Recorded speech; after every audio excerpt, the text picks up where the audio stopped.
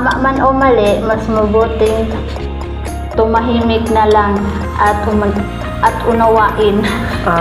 Tama o mali sa mga bashers na nimo ba? Para sa mga bashers. Dahil tahimik ang buhay kapag marunong kang umanawa. Okay.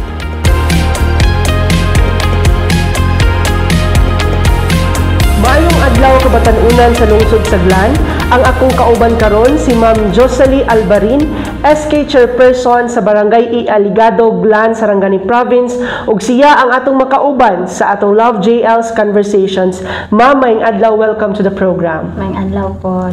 Ma'am, hapit na mag-end ang inyong term, pero before na ato asang balikan, kumusta or unsa ba ang inspirasyon nga nung nagdagan kag SK sa una way back in 2018?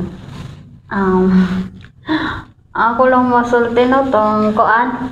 Although wag ko'y kuan. Wag ko'y balak na mudagan og SK dati.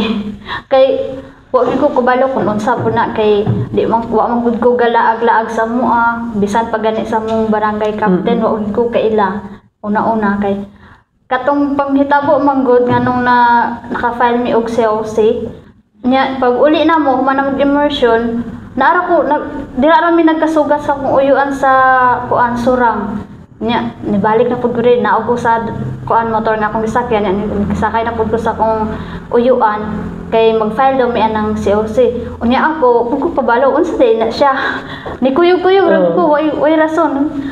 Aron mo balaan ako ni kuyog ko. Mao na dayto. Mao na SK di ay. So, murag wa jud ka idea. Wa ko idea, wa ko kabalo kung unsa na kay sa amo ang kuan bisan gani sa among eskwelahan, wa gani ko uba naging part sa mga kuan bisag president sa eskwelahan wala gyud. So na mga butang sa tong kinabuhi bitaw ma'am no nga kanang wa jud na to gina-expect na mahitabo na lang siya. Now ma'am, sa lima ka tuig kato nagbaktas pa lang ka pauli sa inyo gikan kag tupi unya si OC na dayon yung gi-file. Kumusta man ang accomplishment nimo as SK? Medyo okay. Unsa pwede ba nimo ma-share sa amo ma'am imong mga best accomplishments? Akong accomplishment lang sa kuan pagka-SK is sa katong nagakuan mi sa about sa healthy young ones, naga-symposium, tapos nagahatag pud mi sa schools og kuan kanang mga school supply o kanang during pandemic time nagahatag pud mi og food supply para sa mga tao kay wala pa di man kayo kaan kanang di kay kagawas sa mga tao tungod sa COVID.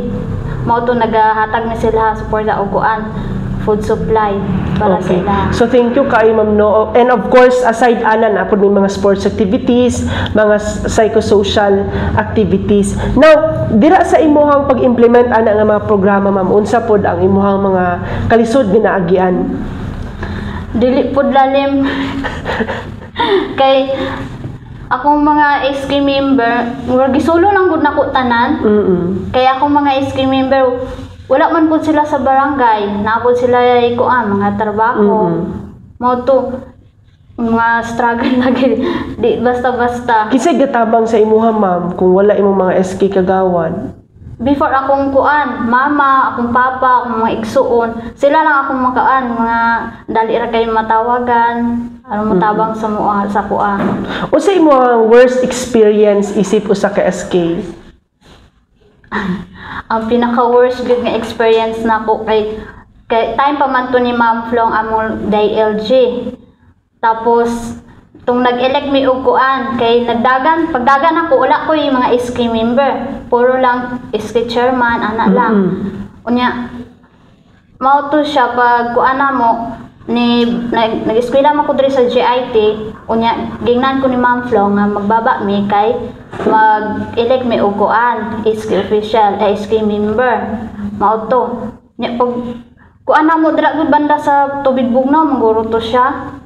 Kusog kaing baha. Mao di gid ako malimtan anak ko sa akong sarili di na gid ko gusto mo balik pa diri mo agi-agi ning dalanan ni kay naanog gid ko. Unya gamay pag gid kay ko dali ra kay paano to may gani wa ka na kuan jud Mo naatangan ko sa kuan dito, mga tulo na nako katuyukan. Mga kaigsuunan na basig matingala mo nga kanang kuan, ang barangay Aligado isa sa pinakalayo nga barangay sa munisipyo sa Glan, unya ang agianan ninyo sapa perting kanang kuan kapila nimo sa Tabukon. Tuig anak kalayo mga mosobra siguro pulo sa inyo padog Aligado. So unsay experience mo ato tung naanod na ka? Kulba gyud oy abi nako dito dak kutob. Abi mo magpaabot na lang mi diri nya mag-post na lang mi sa Facebook. Gani. Mag-implement lang gani unta tug kuan, mag-elect lang og kuan, SK member pero hapit pa ka kuan, ingana jud ang mga lagad. No, pero karon sa una mo ra grabe imo ang kagol anak pero karon mo ra kataw-an na lang ni abot na day kag 5 ka tuig. Ma'am, unsa pud ang best experience nimo? Akong best experience is makauban ako akong mga kako-SKs. So mas lipay jud ka diri sa imong mga kauban nga SK. Ini group mo na mulugsong man jud karon. Di na ka manok sa baha. Naman may duha ka dalan agyan sa babaw then diri sa kuan ubos sa sapa. Ito sa babaw kuan. Nganong sa sapa man mo nangagi ato dati? Wala pa to naayo ang dalan ato. Wala pa. Nya diri diretso naman gyud siya. Makadiretso naman sakyanan nya kung dito sa babaw maagi di gyud. Mo tong hinungdan. No. Ma'am, unsa imong mensahe sa mga kabatan-unan nga naiplano mo dagan karon sa inyong barangay? Akong mensahe na lang sila ha, mubo ra good luck. Kay di gyud ay lalim. Dapat kumudagan kag kuan iski dapat kabalo ka unsa imong gidaganan. Dili kay magminataka, no? Di. Pero at least usa mo ginabalik-balik gyud ato pag-ingon. Masabtan na gyud nato kay kanang murag nabigla gyud ang mga tawo atong panahon nato, ang mga batan-on kay mao lagi pagbalik sa SK. Youth Task Force biya to tapos usa na pud nag-SK. So anak gyud, no? Unsa pud imong mensahe sa mga kabatan-unan, ma'am, sa tibuok Glan, dili lang sa inyong barangay since we are celebrating the buwan ng kabataan? Ako maminsahe lang nila sa mga kabatan-unan nga unta mag-participate o makilahok sila sa mga buluhaton sa mga batan-unan, especially diri sa atong munisipyo. Ma'am, unsa bay hugot sa imong kinabuhi karon? Mao to sa akong hugot sa Tagalog. Sige, okay na Tagalog. Tama man o mali, mas mabuting tumahimik na lang at unawain. Tama o mali sa mga bashers na nimo ba? Para sa mga bashers. Dahil tahimik ang buhay kapag marunong kang umanawa. Okay. Bitaw, tinuod yun na ka ng magbasinugtanon lang gud ta sa mga butang, no, sa ato ang palibot. Ma'am, kung ato ang pamalandungan ang 5 ka tuig nimo nga journey sa pagka-SK, unsa ka ang sa tanaw nimo ang natabang sa or unsay nabag-o sa imuha isip usa ka kanang individual, no, tungod sa SK? Sa akong pagka-SK, dako gyud siya natabang sa kuha. Kay nakahuman kog eskwela while ga-SK ko, nakasupport sa akong pag-eskwela. Ug dili lang sa kuha, sa akong pamilya. Sa imong pamilya. Og kanang kita mo gud dako na kay no, kanang honorarium lang gani na pero ma-appreciate na gyud nato na labi na kita mga pobre nga kanang kuan. Unsa kaya ang legasiya nga imong ibilin sa imong barangay kung sa imong paghawa?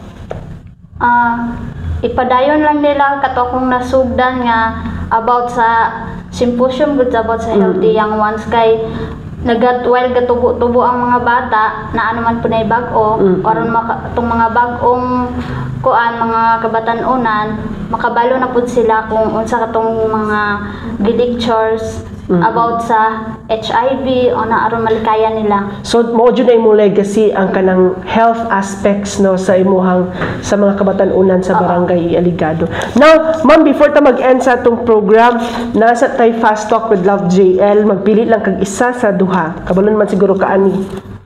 Servant leader or autocratic leader? Servant leader. Sports clinic or library hub? sports clinic, Basketball or beauty pageant? beauty pageant. Mudagan sa mas taas nga posisyon or dili na? Di na jud.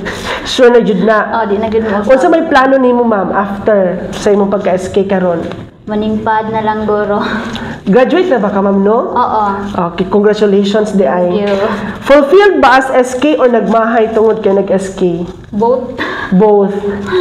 Naay fulfillment na po'y pagmahay Pagmahay. gamay. At least, di ba? Anak man dyan ang maglagad. Experience. So, ma'am, basig na kay gusto pasalamatan before ta mag-end? Una-una, thank you sir sa inyong pagkuan, paghatag ning panahon namo sa 31 ka barangay, di pud na lalim sir ba.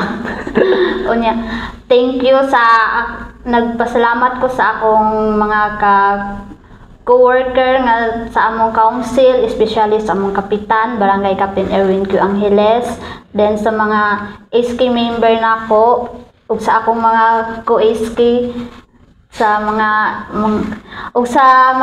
staff sa federation, especially sa among leader na si Ma'am Arla. Daghan king salamat ma'am. Ug mao kadto si Ma'am Jocelyn Albarin, SK Chairperson sa Barangay Aligado, Blan, Sarangani Province. O ang lesson nga to nakatunan karon, tama man umali, mas mabuti nang tumahimik at umintindi. Daghan king salamat ug maayong adlaw.